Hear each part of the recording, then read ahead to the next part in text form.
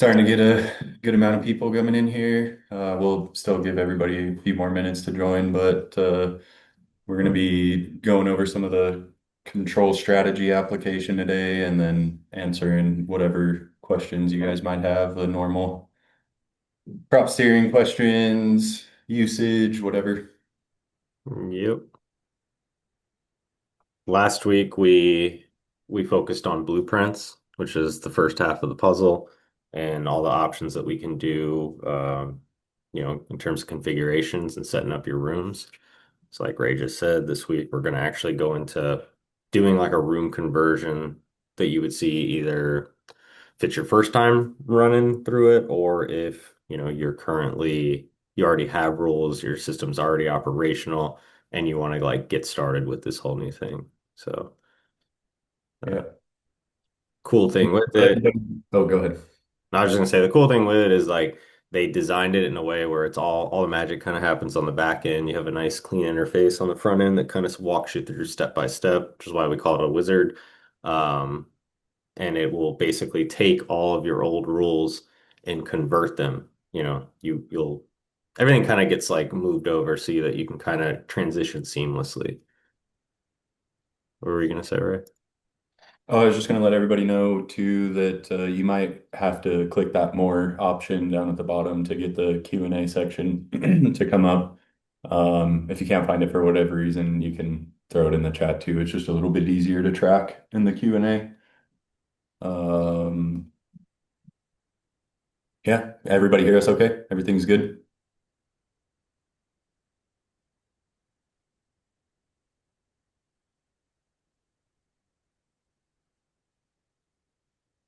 Nobody can hear you, Ray. Looks like we're good. Yeah, I mean, Okay. it's like we've kind of leveled off here. If you maybe want to get into it, if you guys have any questions, anything you wanted answered this week, just go ahead and drop them in the Q&A and or in the chat and we'll grab it. Yeah. And again, I'm not going to be looking at that. You can, Ray. I'm just going to go through. So just stop me if there's something pertinent to answer. So I'll share my screen.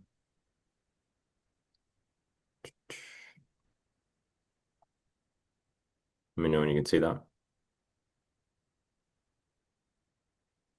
Looks good. All right. So in this example here, I'm just going to mute this down. In this example on this dashboard here, I'm inside of one of our rooms.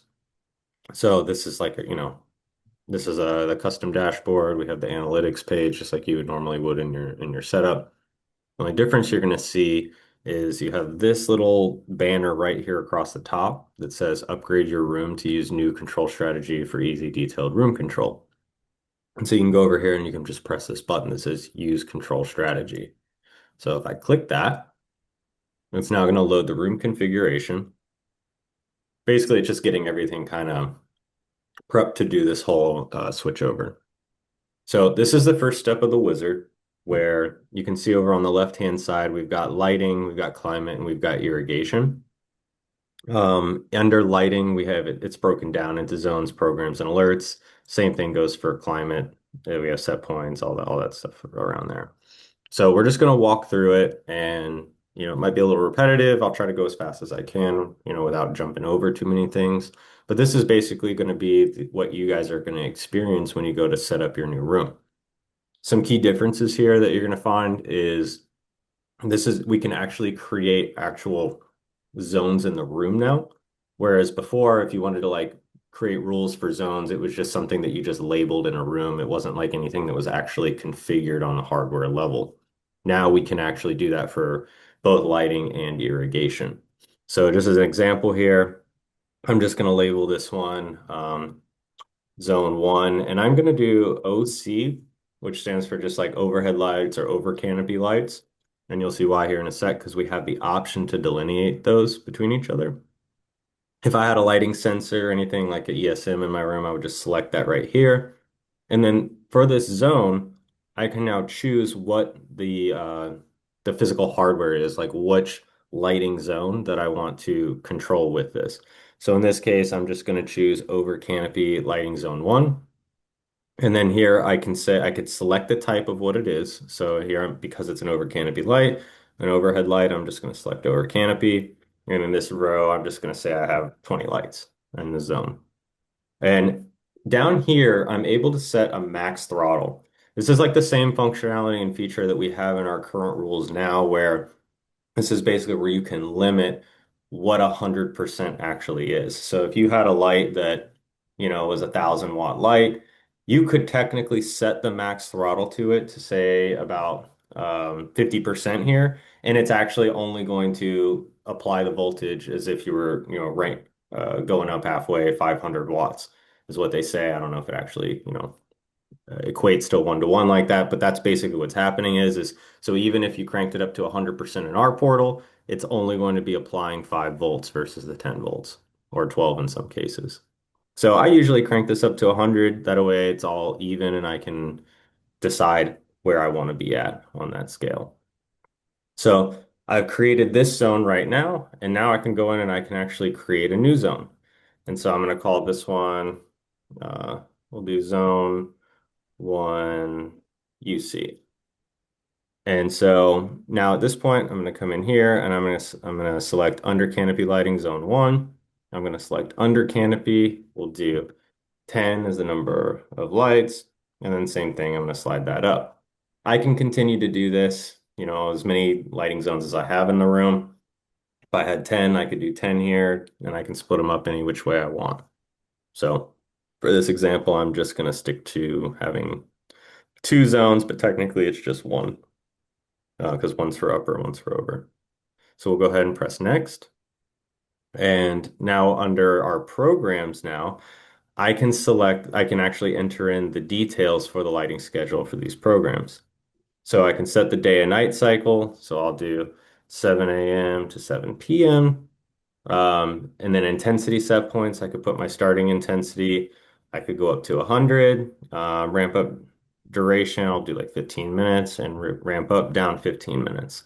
So I have a graph on the side here, which illustrates exactly what's going on here. And I can also change these throughout the day as well. So as you can see, at 12, I stepped it down to 75. That's illustrated here. If I change this to 50, you'll see it show up on the graph here. I'm not going to do that for right now because at the end, once we get all this set up, I'll show you how to actually really set up everything how you want it using the layout as it was supposed to on the dashboard. This is just mainly to kind of like get it all converted for you. So if you had like lights running in the room currently, there wouldn't be like a gap. It's going to pick up exactly where you left off right here. It's allowing you to essentially recreate the rules on the back end. So same thing, zone 1, zone 2, that looks good. They are different points here, 75, 45, and 120. That's kind of crazy, but sounds good. So I'm going to go next.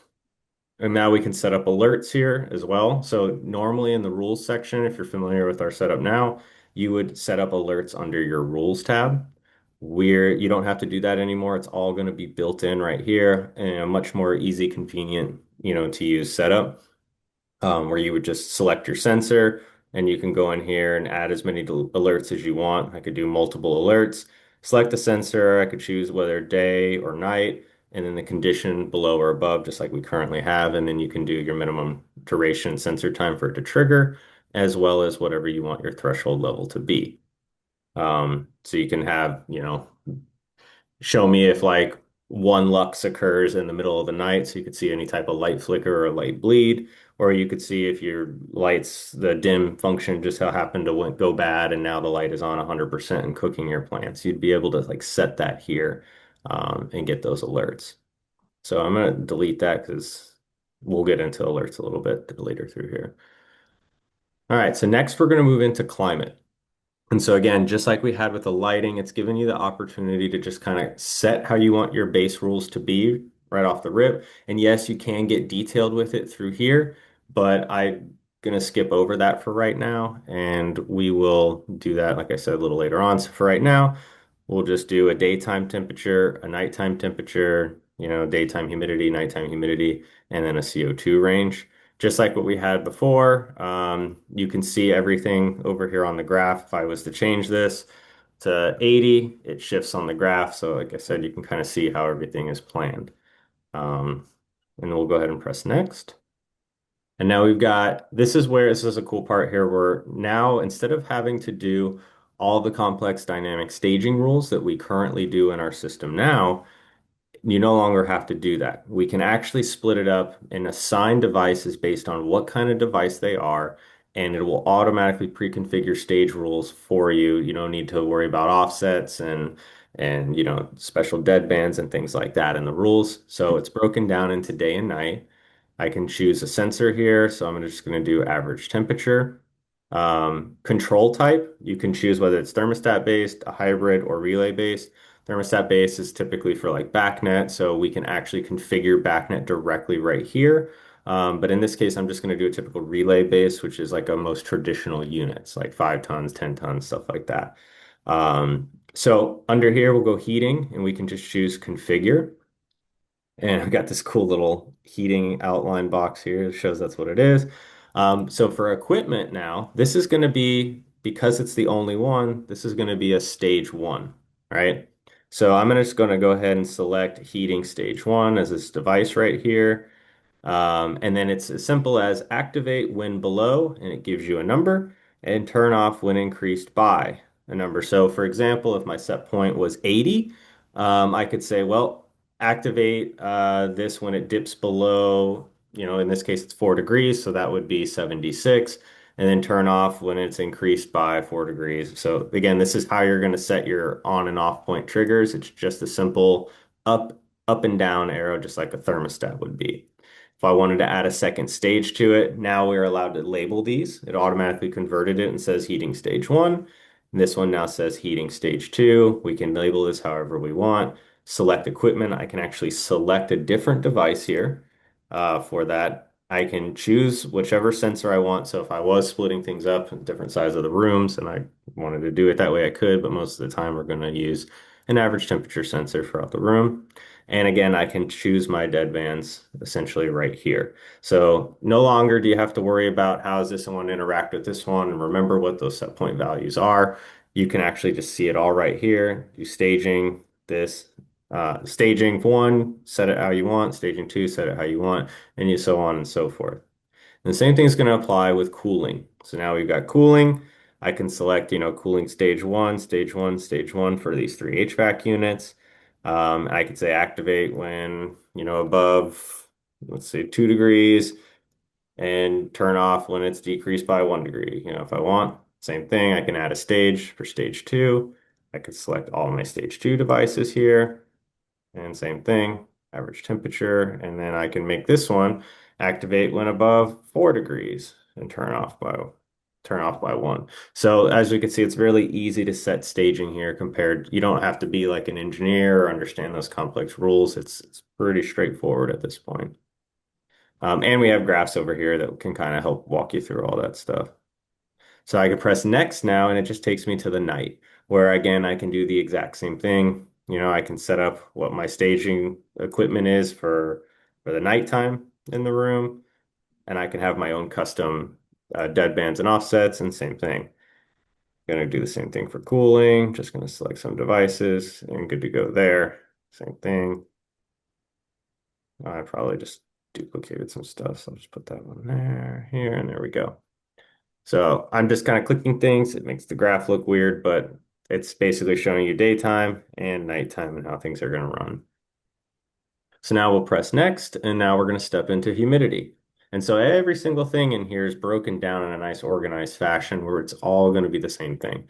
Where we'll select our reference sensor, we'll go into our control type, we can choose which one it is, and then we're going to be able to select our equipment for humidifiers, humidification if we've only got one zone. It's done. If we have multiple zones, we can just go ahead and press add stage. It makes it pretty simple. Same thing with dehumidification. Go in here, put those on. I'm not going to worry about the exact numbers. And then press next. Goes to night. Same thing. We'll go here, do here, we'll go here, and I'll just click a couple of those. So we should be good to go.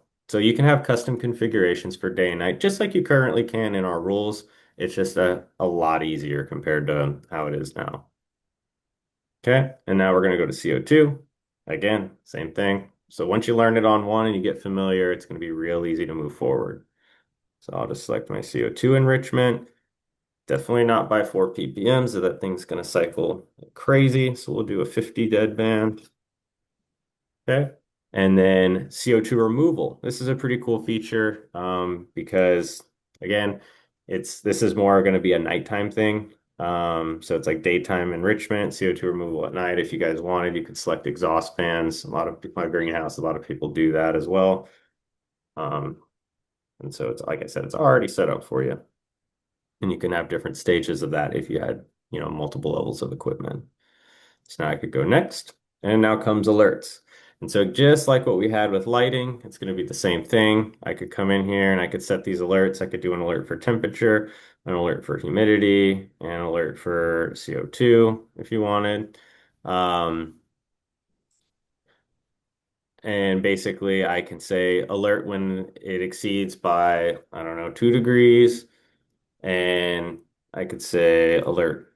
I'm just going to go 2 degrees there as a dead band. Humidity will do 4%.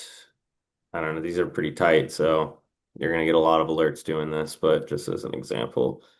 All right, and if it exceeds 100 ppm, 100 ppm. Now, one thing that's worth noting here is instead of having to come up with a custom alert that is based on a sorry about that, a dog barking in the background. But instead of coming up with an alert that's based on like, okay, I have an alert for this one, an alert for that one, and I'm setting in a specific number, you don't have to do that anymore because set points are being managed elsewhere now. And this is basically going to apply to every single set point that you have. So for example, if your set point was set at 80 degrees at the first part of the day, and then 82 degrees, and then it moved down to 79 degrees, it doesn't matter. You don't have to have a separate alert for that because these numbers follow along with whatever the current set point value is. So for example, with CO2, if I had my CO2 level set at 1500, I can get an alert at 1600 here, right? And or it can alert at 1400, whatever I happen to set these ranges to. And if I happen to change my CO2 set point later in the day to 2000, just as an example, this is going to follow suit with that. So it would alert at 2100 and at 1900.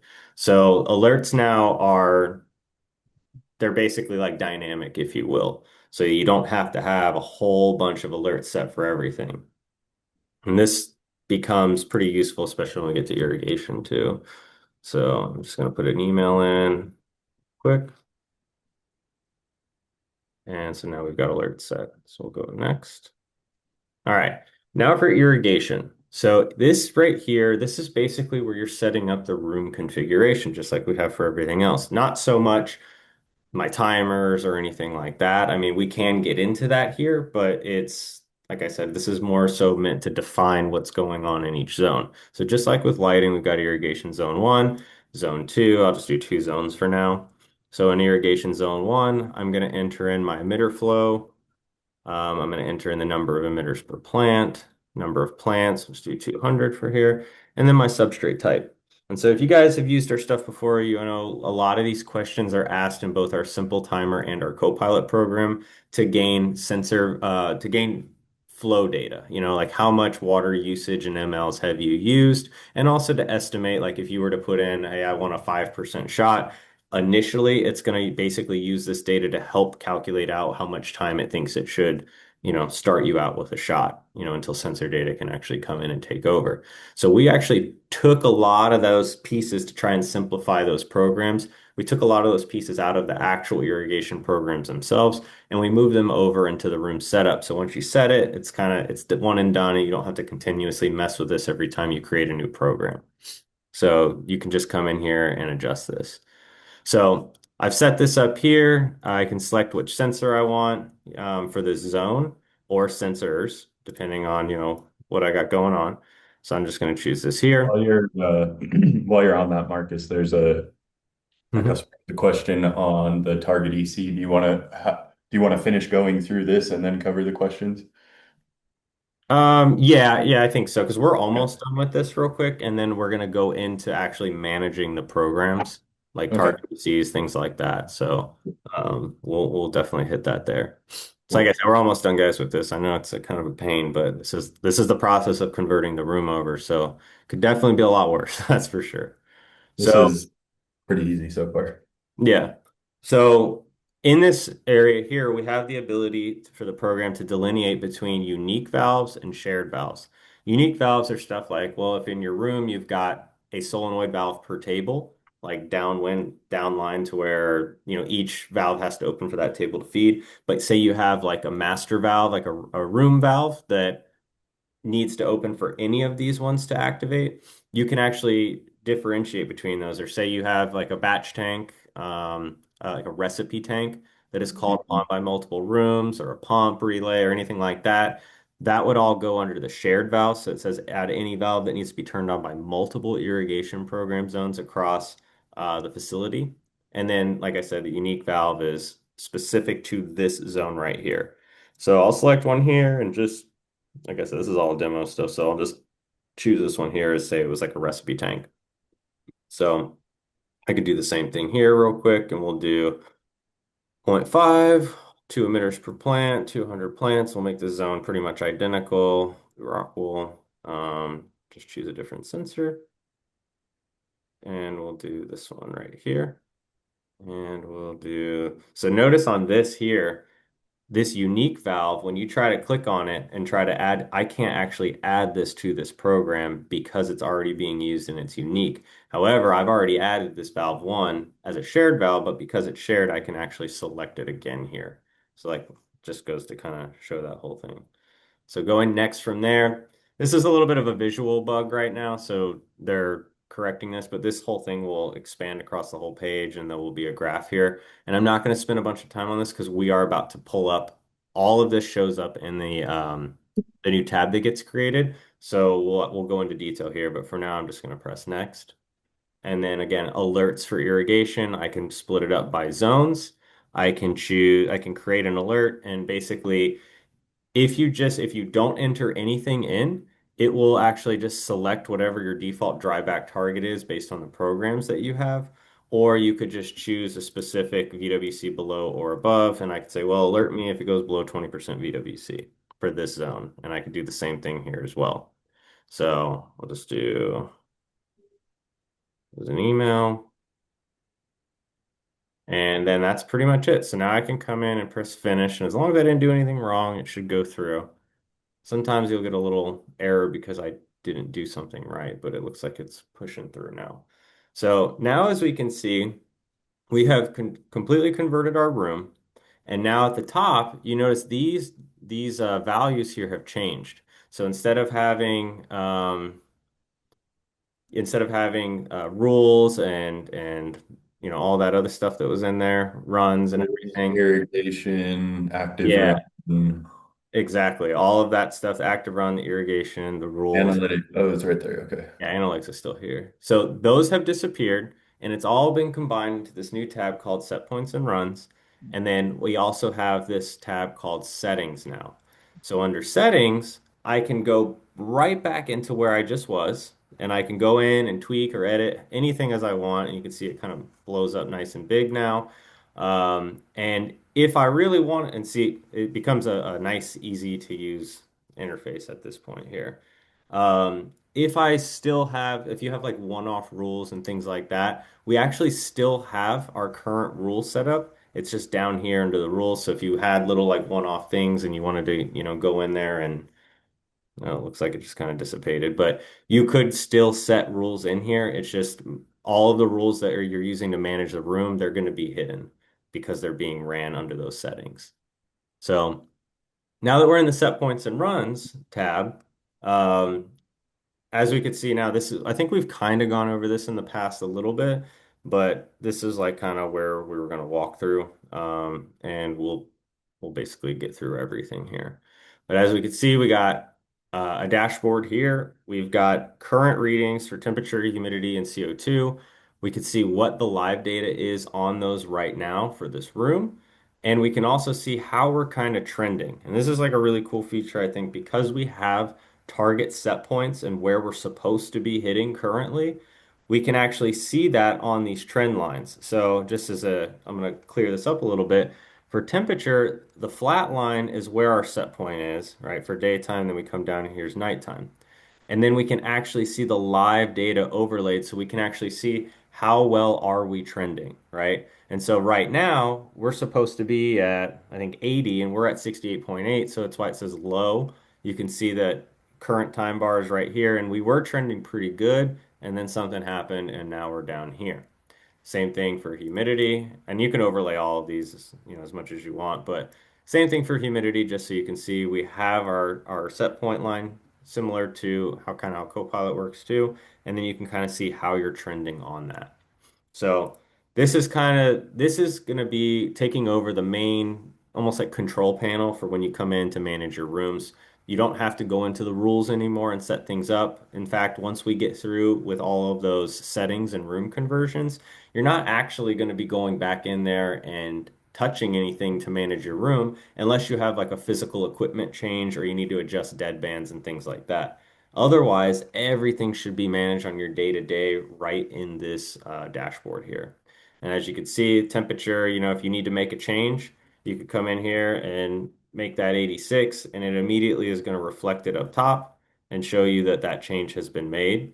And you can also, we've gone over this a little bit in the past too, but just for refreshers, we can also change our temperatures throughout the day here and actually start implementing intraday set points. So for example, I could click here, click here, click here, and I'm changing at all of these different times. I'm going to change my temperature readings, and I can click and drag these however I see fit. And I can also do this into the night as well. So this would be pretty wonky if I did it, but technically you could do this. And as you can see, it is reflected up here as well.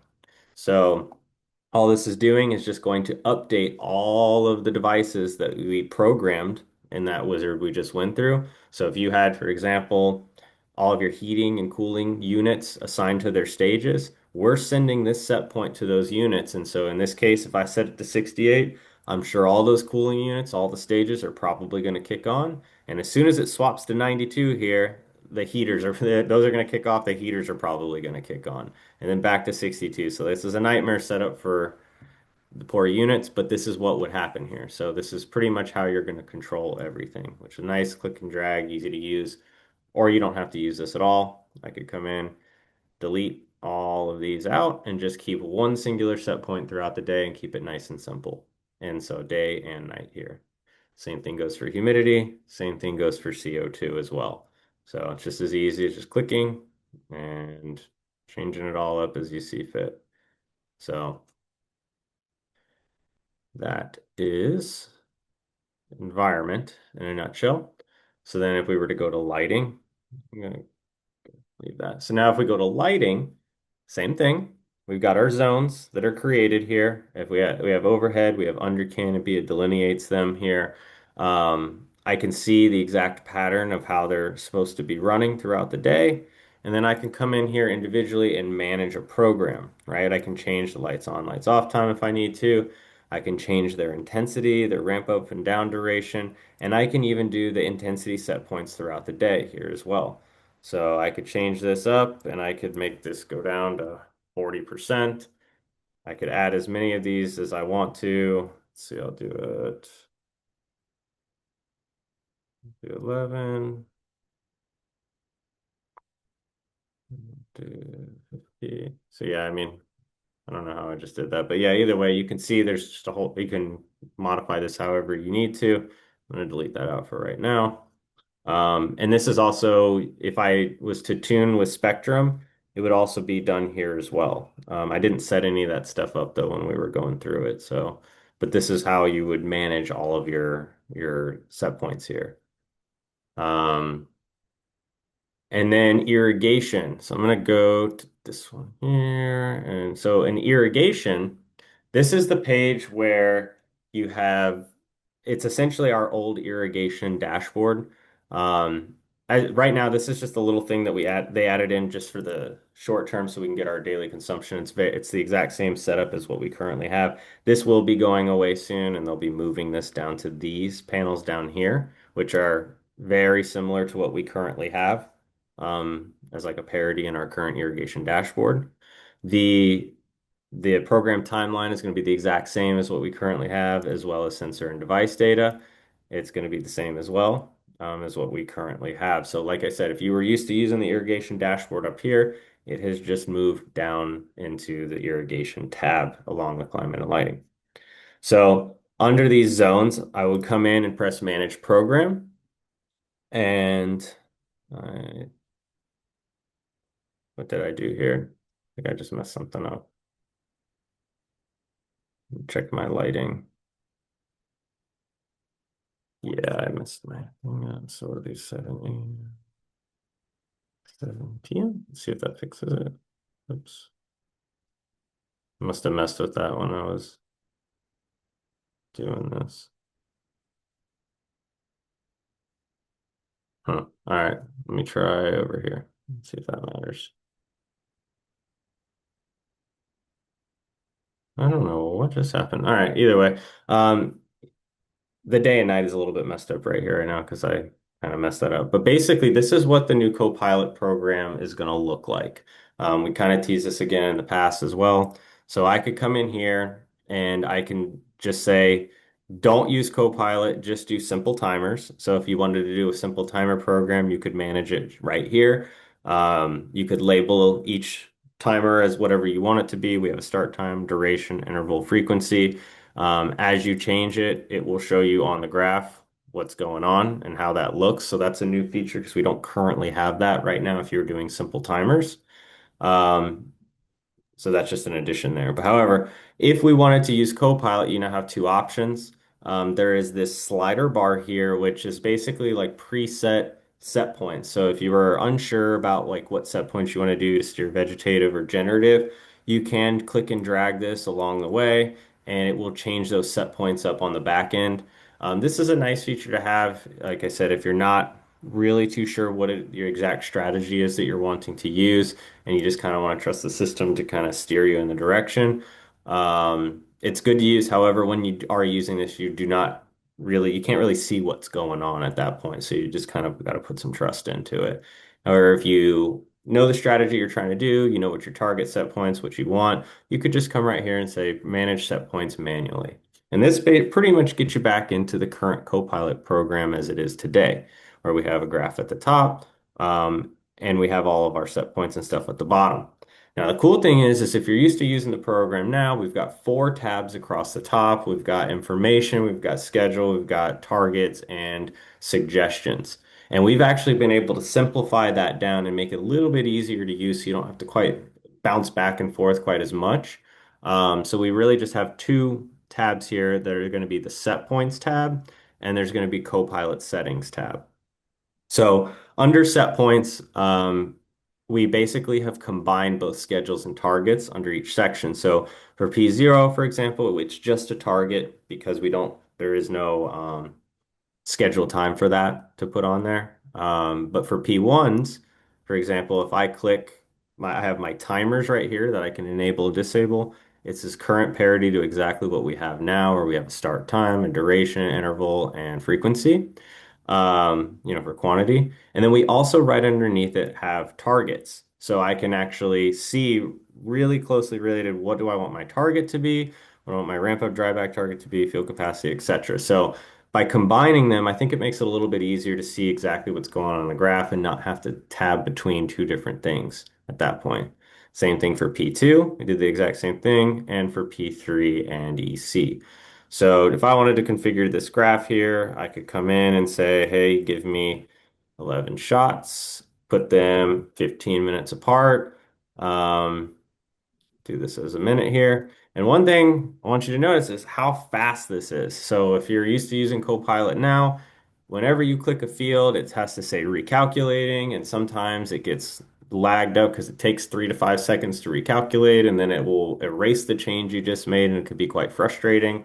So that has been corrected. So now everything is immediate. So as soon as I press it, it makes the change, which I love. It makes your life way easier at this point to go in and really tab target through and fix things and correct them.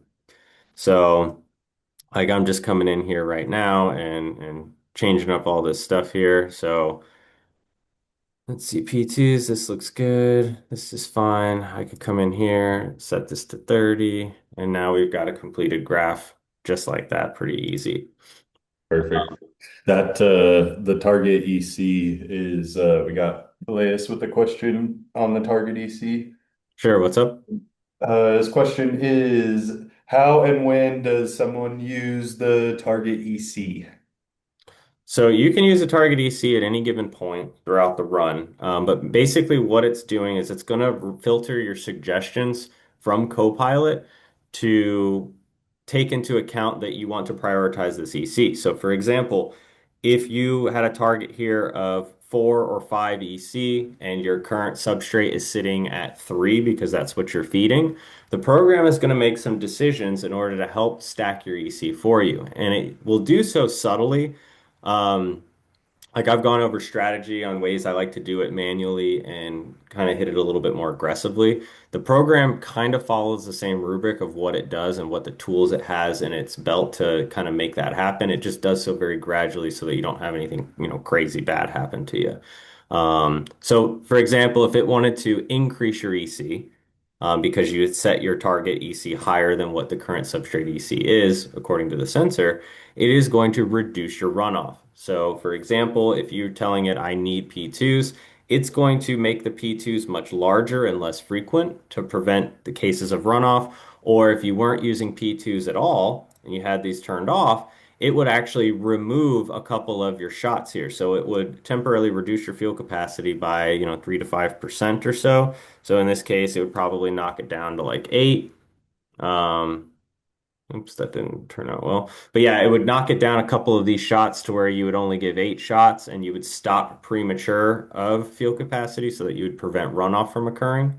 And it works on a sliding scale. So depending on how far away you are from your target is going to be how aggressive it actually gets.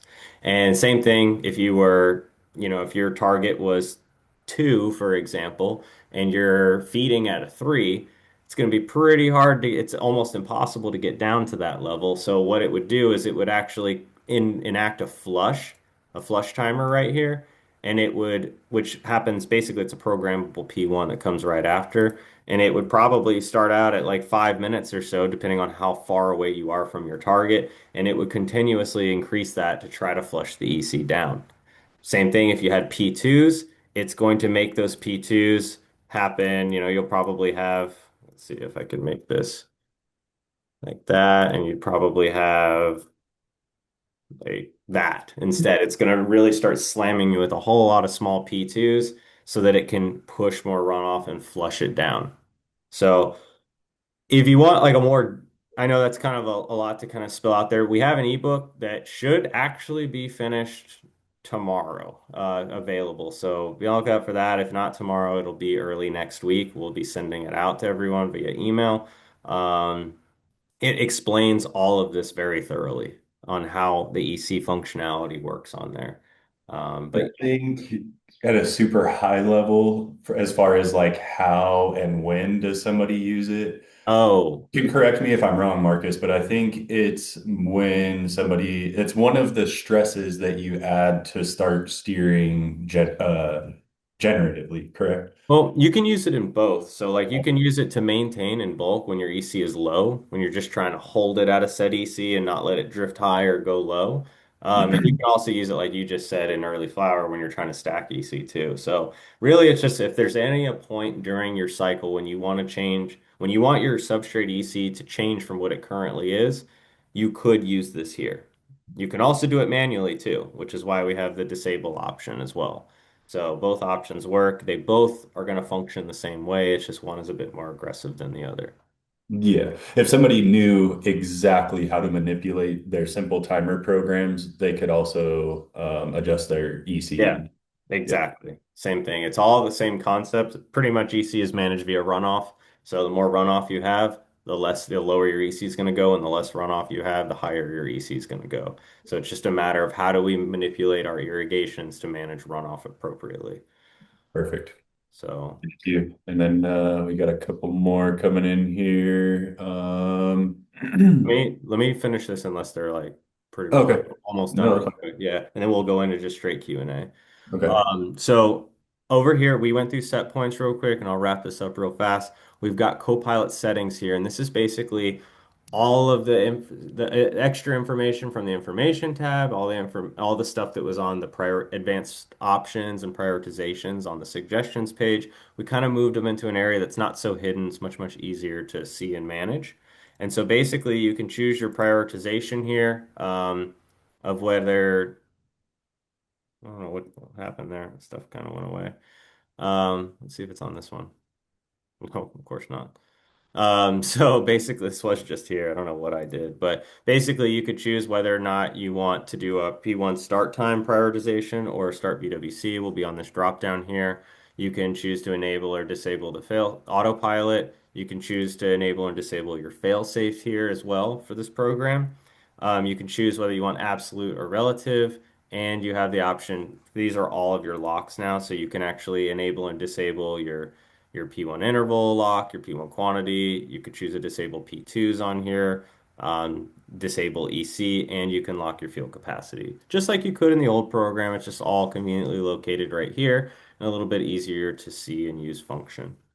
So, but yeah, that's essentially the updates we've done for that there, and that's all included in this one. So overall, though, I'm gonna go ahead and cancel out of here.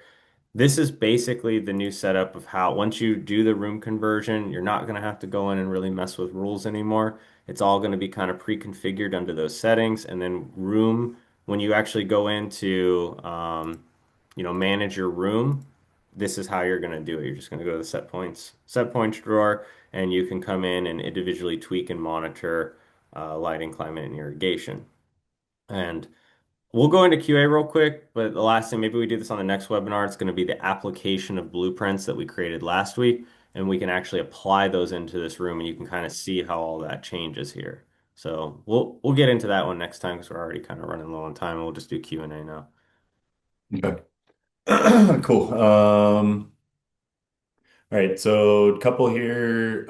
When do we plan to release the new version? Will it work with the Integration Hub TrollMaster? The as far as working with the Integration Hub, this is kind of just changing how the rules are made. So this should be kind of a hardware agnostic type of change.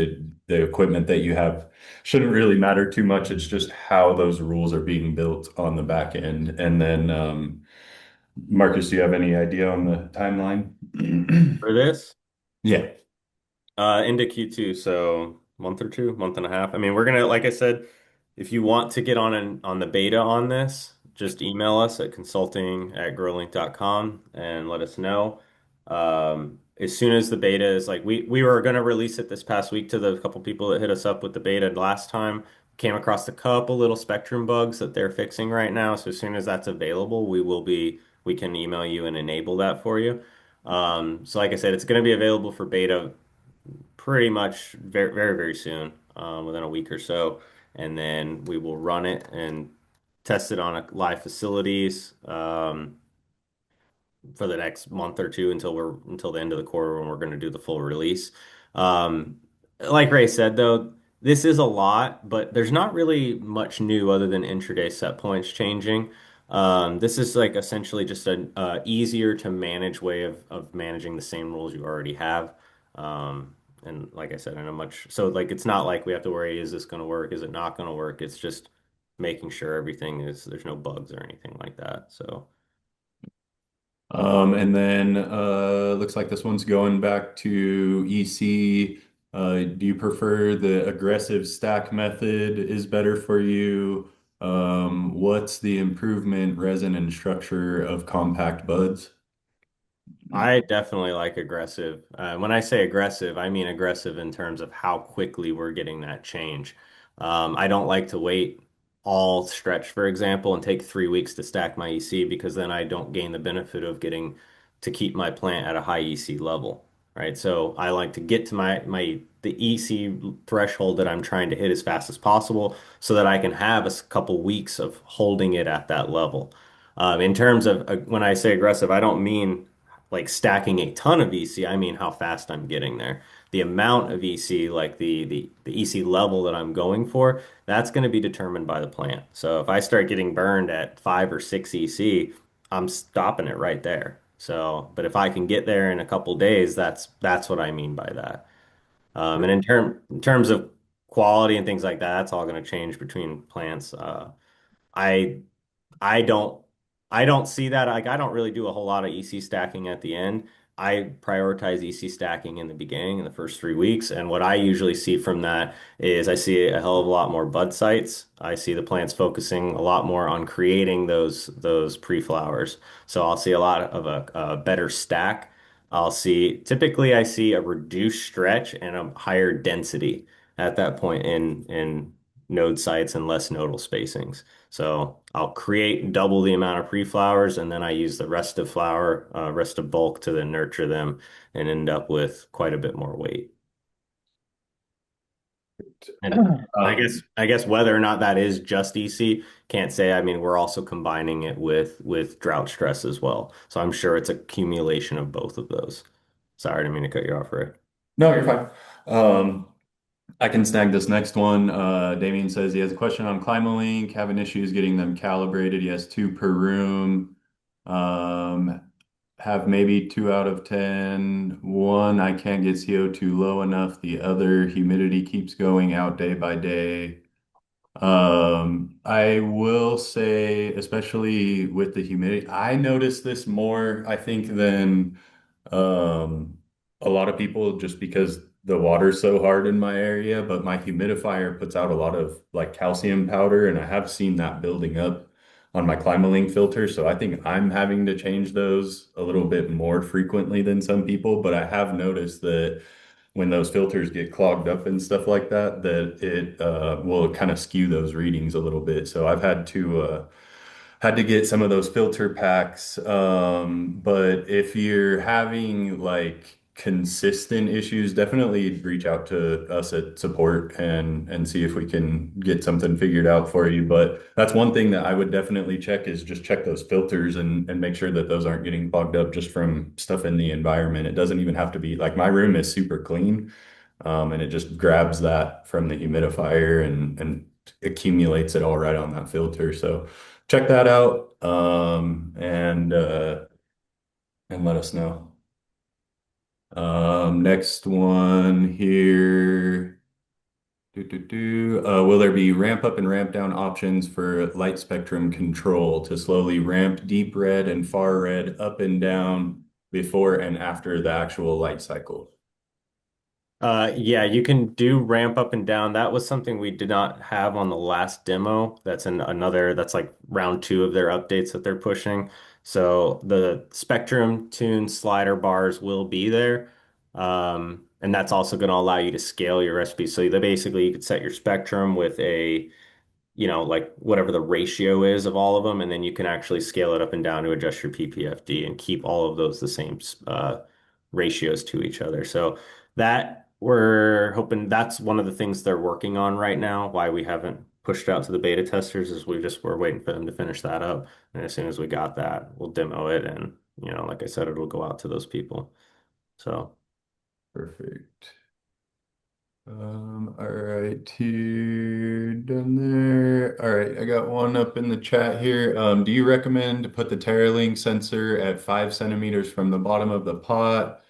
Is this better? I think because the water of the irrigation pulses down, doesn't reach the sensors at a 2.5 centimeter distance to base. So it sounds like he's raising his sensors up in his pots.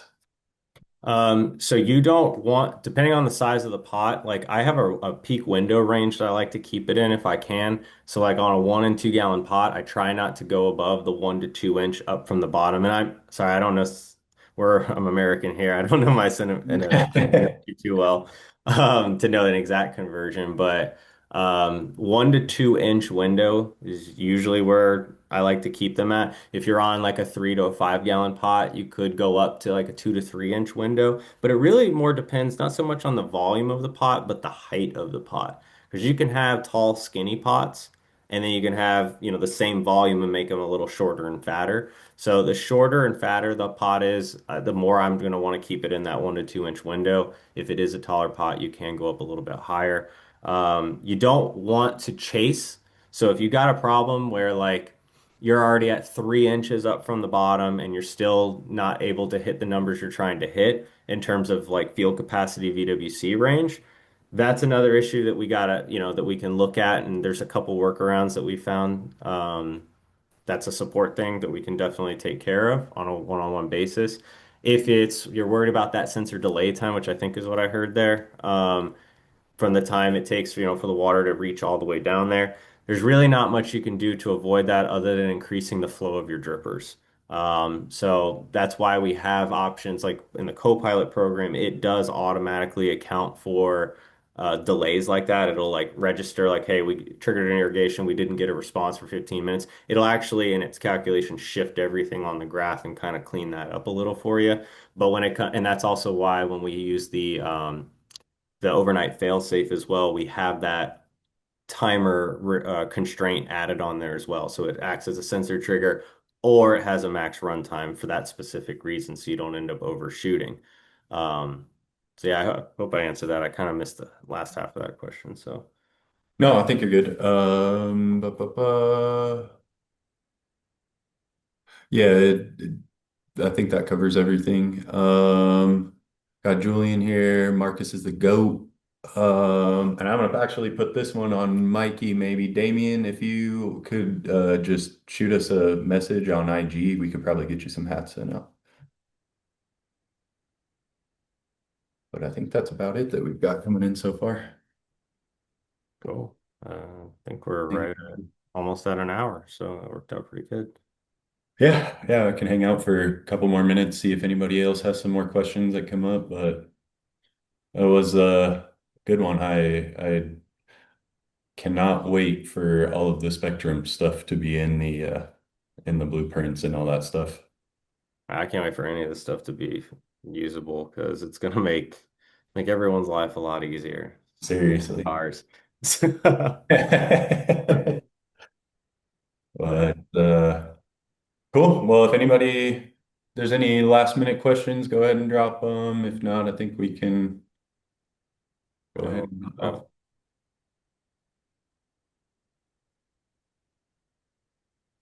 no. Yeah, we have a recording of this and we put it on our on YouTube, I think.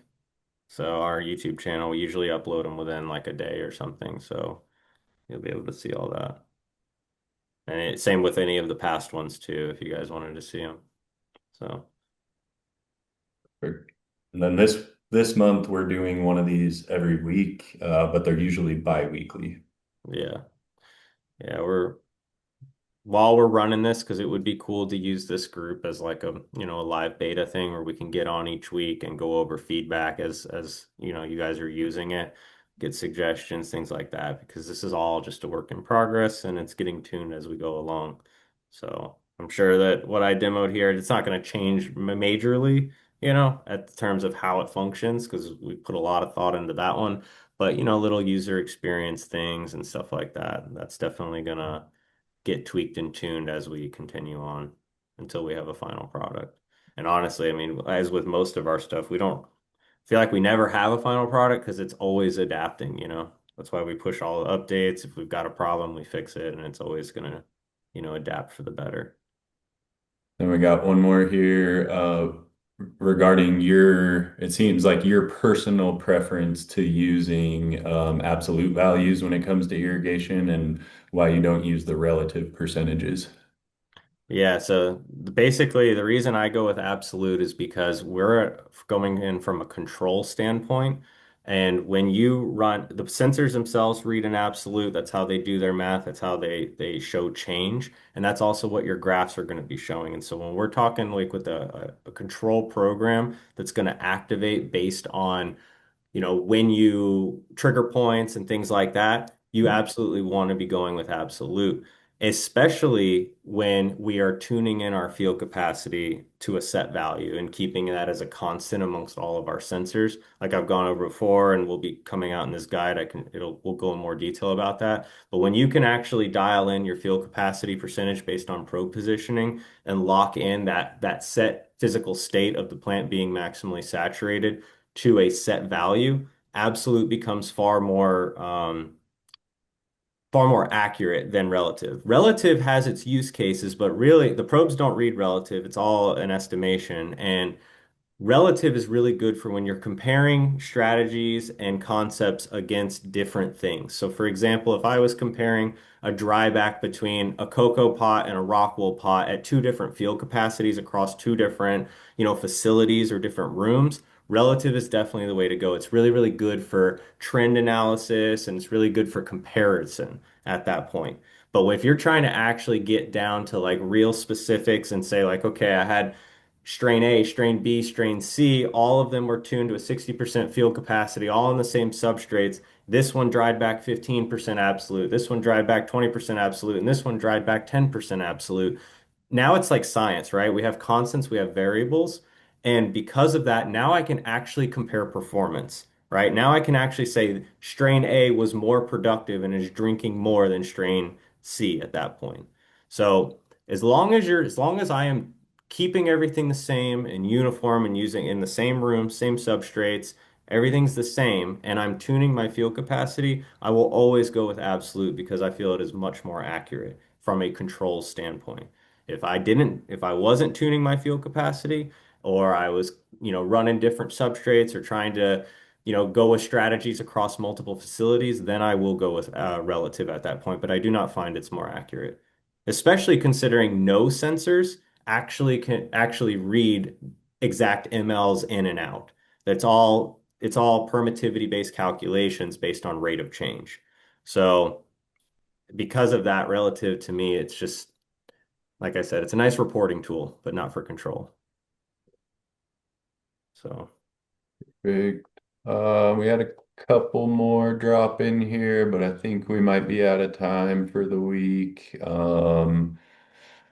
David, if you want to reach out to us via email, we can still get you taken care of. Are you using the consulting at yeah. growlink.com?